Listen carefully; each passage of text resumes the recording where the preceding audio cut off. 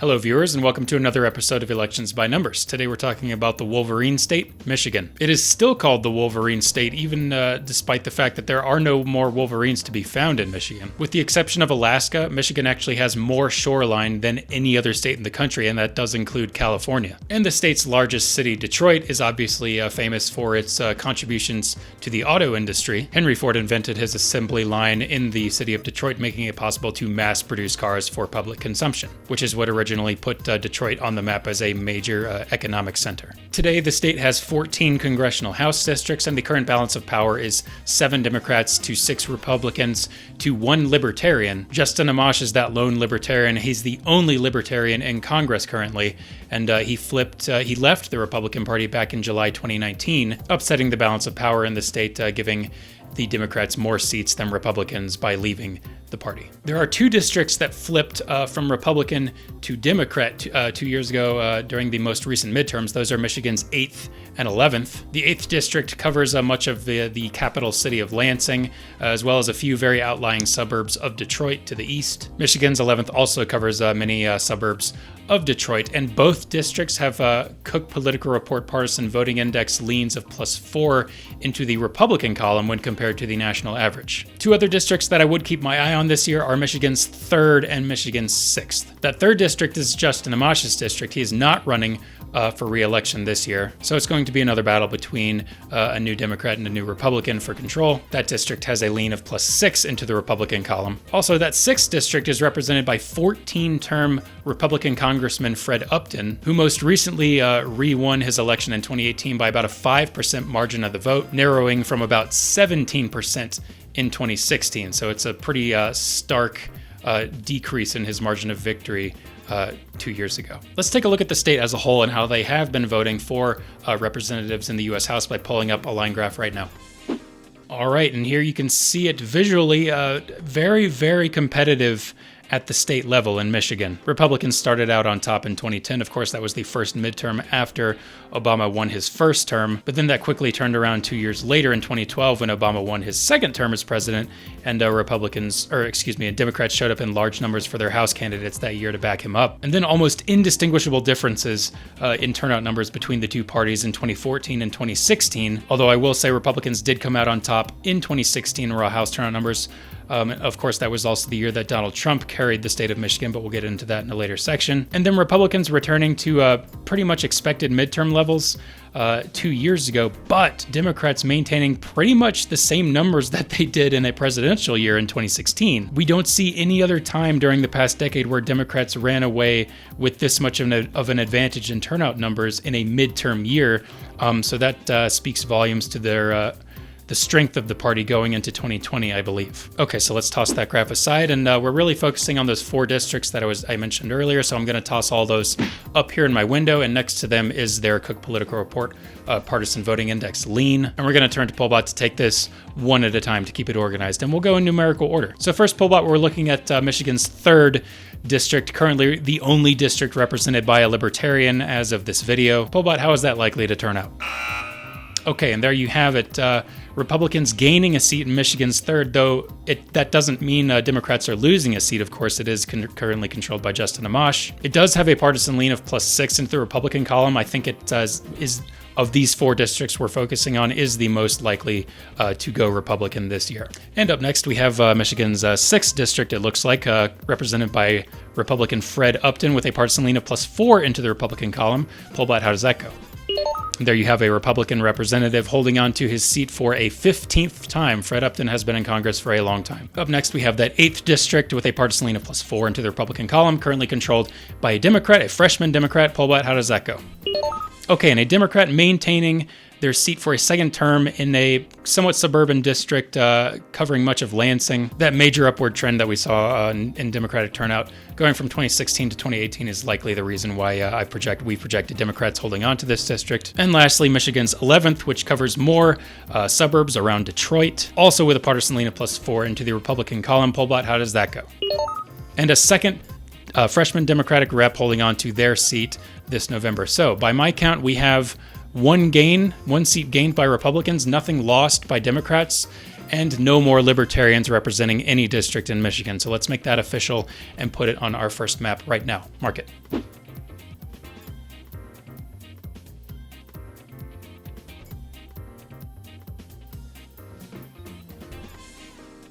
Up next, we have a Senate election in Michigan. Incumbent Democratic Senator Gary Peters is running for his second term against Republican challenger John James. This is actually the second time we've seen John James run for Senate in Michigan in the last 2 years. He ran against Michigan's other senator, Debbie Stabenow, 2 years ago. To understand how Michiganders are voting for their senators, let's pull up some voter turnout ratios right now. And here we're looking at some numbers that are pretty revealing. They have been favoring Democrats.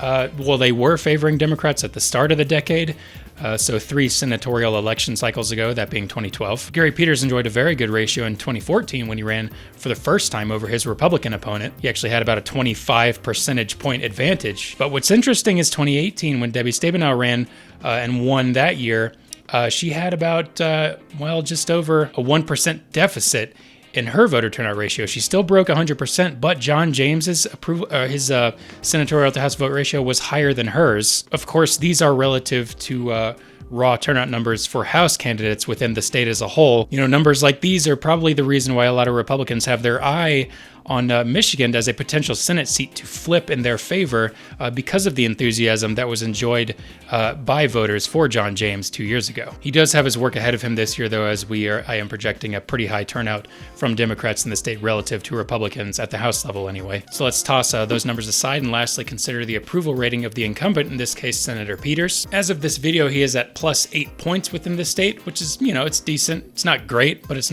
certainly not terrible either, as long as it's in the positive. So now that we have everything we need, all the variables are in place, we can give everything to Pollbot to calculate how this is going to go for Gary Peters and John James in November. Pollbot.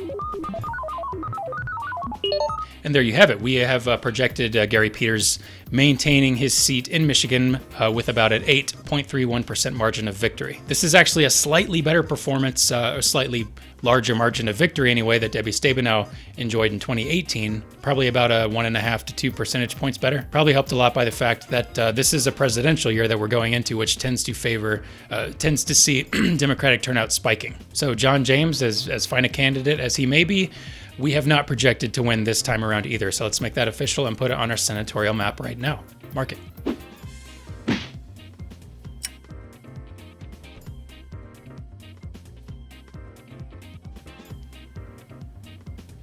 Now it is time to talk about the presidential election of 2020, starring President Donald Trump and Democratic challenger Joe Biden. Michigan voted for Donald Trump 4 years ago by an unbelievably thin 0.2% margin of victory. That's about 11,000 votes in the state of Michigan. I believe it was the thinnest margin of victory in any state 4 years ago, and the last piece of Donald Trump's Rust Belt victory that he enjoyed in 2016. However, prior to 2016, the last time Michigan voted for a Republican presidential candidate was 1988, when they broke for George H.W. Bush. Hardly anyone saw Donald Trump's victory in 2016 coming in Michigan because Barack Obama had won the state in 2008 by about a 16% margin of victory, and then again in 2012 by about a 9.5% margin of victory. So the thought that Michigan could possibly go red had barely entered anyone's minds 4 years ago, but now it's become a very real possibility. To understand how Michiganders vote for president, let's pull up some more voter turnout ratios right now.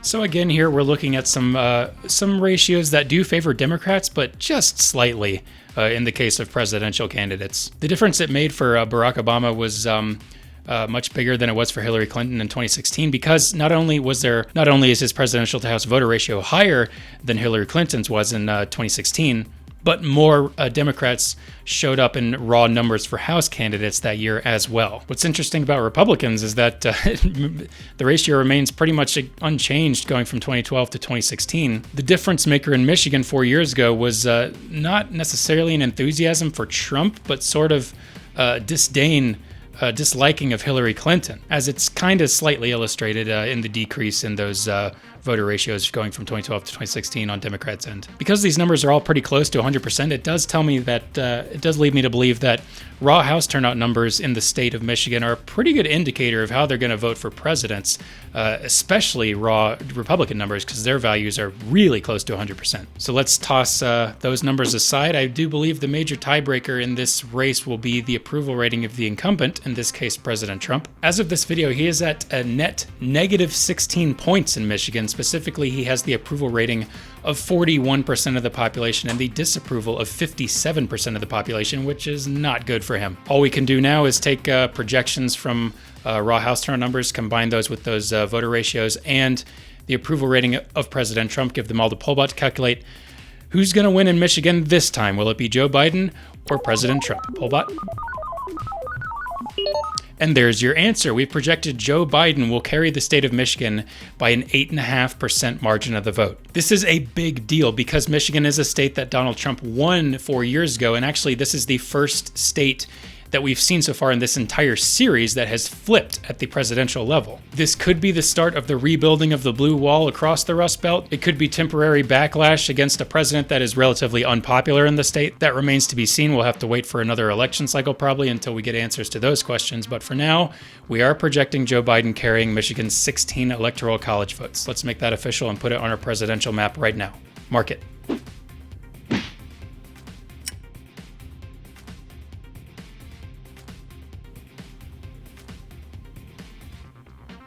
So all the election results are in for the state of Michigan. We saw Republicans pick up a House seat.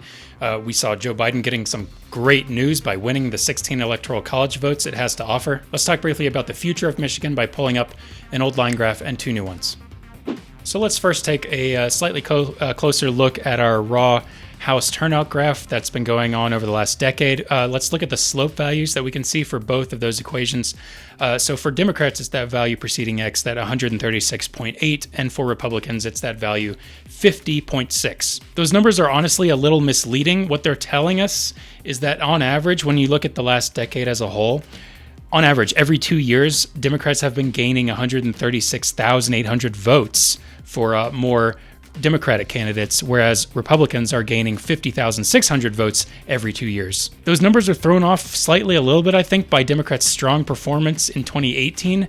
They basically didn't fall off at all in terms of raw numbers from the previous presidential year, 2016. So rates like these where voters are increasing in numbers like this and the difference is this stark between Democrats and Republicans is something that I don't think is going to continue very much into the future. I do believe this might be temporary backlash against Republicans and President Trump, mainly in the suburbs around Detroit, which are the two seats that flipped 2 years ago to Democratic control. I would honestly kind of just take those slope values with a pretty significant grain of salt. And, what's more important, honestly, from this data is just how close turnout has been over the last 10 years. I mean, certainly a lot closer than many of the other states we've examined so far in the series. What might be more telling, honestly, for the state of Michigan is these other two line graphs here, which are showing estimates for the rate of increase or decrease in those voter ratios that I was using earlier. In both cases, you have Democrat enthusiasm decreasing and Republican enthusiasm either increasing or remaining relatively the same. Of course, these are relative to raw House turnout numbers, which I think Democrats are going to have an advantage in, at least as far as this November is concerned. But if voting for Michigan representatives in the U.S. House remains competitive and these rates of increase or decrease pretty much stay the course, we're going to see a much stronger Republican foothold in the state of Michigan going into the future. So let's toss all those graphs aside. I'll give you my final consensus on Michigan. It's a state that has been trending rightward to more Republican influence over the last decade, and even beyond that, probably as far back as 2000, honestly. And that manifested itself in 2016, of course, when Donald Trump won the state by a very slim 11,000 votes. However, he hasn't done enough for the state of Michigan to convince them, I think, to vote for him a second time, as we saw with the projection of Biden carrying the state this year. So I do think a Democratic victory in the state this year is not part of a trend. I think it's sort of an anomaly. It's temporary backlash against an unpopular president and his party. If we're looking 10 years into the future, I would expect Michigan to become much more competitive and much more within reach of of Republicans at the state level and the presidential level as well. It's certainly not part of any blue wall anymore, as I do think it has on average become slightly more Republican and will continue to do so after 2020. That just about does it for our latest episode of Elections by Numbers. I want to thank you, the viewer, for tuning in today. If you like what you saw, please hit the subscribe button to get updates on new content as it becomes available. I upload videos every Monday and Thursday. I'm also on Twitter and I update that account with which state I'm covering next ahead of the scheduled release date, so if you want to stay ahead of the curve, please give me a follow on Twitter, and that link is in the description. Thanks again for watching. Thank you for voting. See you next time.